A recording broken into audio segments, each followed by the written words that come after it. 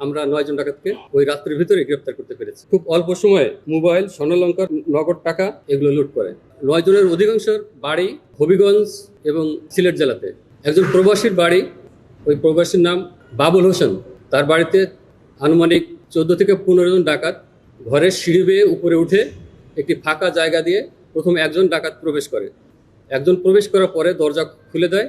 বাকি সব ডাকাত ঘরে যখন প্রবেশ করে তাদের কাছে থাকা দেশীয় অস্ত্র ভয় দেখিয়ে তাদেরকে জিম্মি করে এবং তাদের বাড়ি থেকে আপনারা দেখেছেন আমরা বেশ কিছু আলামত উদ্ধার করেছি। এই মালামালগুলো ডাকাতি করে নিয়ে পালিয়ে যাওয়ার চেষ্টা করে। ঘটনার সাথে সাথে ওই ফ্যামিলি থানা পুলিশকে খবর দেয় এবং পুলিশ দ্রুত ঘটনাস্থলে পৌঁছে এলাকার মানুষের সহায়তায় 9 জন ডাকাতকে গ্রেপ্তার করেছে। এই ডাকাতগুলো বাড়ি থেকে পালিয়ে যাওয়ার চেষ্টার পরে একটি ঝোপের ভিতরে বেশ কয়েকজন লুকিয়েছিল এবং সেখান থেকে আমরা 9 জন ডাকাতকে ওই রাত্রির ভিতরে গ্রেপ্তার করতে পেরেছি।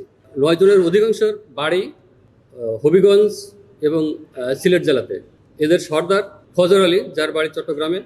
আমরা ধারণা করছি এই ফজর আলী ডাকাত দলের লিডার এবং ফজর আলী নামে 29টি মামলা আছে এবং অধিকাংশ যে ডাকাত সদস্য এদের নামে কারো নামে 14টি, কারো নামে 15টি মামলা রয়েছে।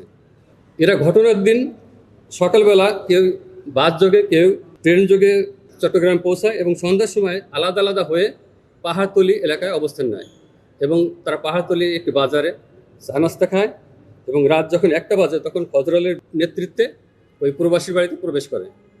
খুব অল্প সময়ে মোবাইল, স্বর্ণালংকার, নগদ টাকা এগুলো লুট করে। এলাকাবাসীকে ধন্যবাদ, তারা দ্রুত পুলিশকে খবর দিয়েছে। পুলিশের বিভিন্ন টিম সাথে সাথে কাজ করেছে এবং পুলিশের সাথে তারাও এই অভিযানে অংশ নেয়, যে কারণে ডাকাতির ঘটনার সাথে সাথে তারা পালিয়ে যাওয়ার চেষ্টা করলেও অতি দ্রুত সময়ে রাউজান থানা পুলিশ 9 জন ডাকাতকে গ্রেপ্তার করতে পেরেছে।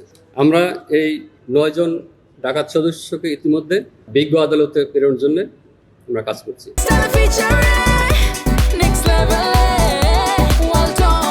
Side by side fridge.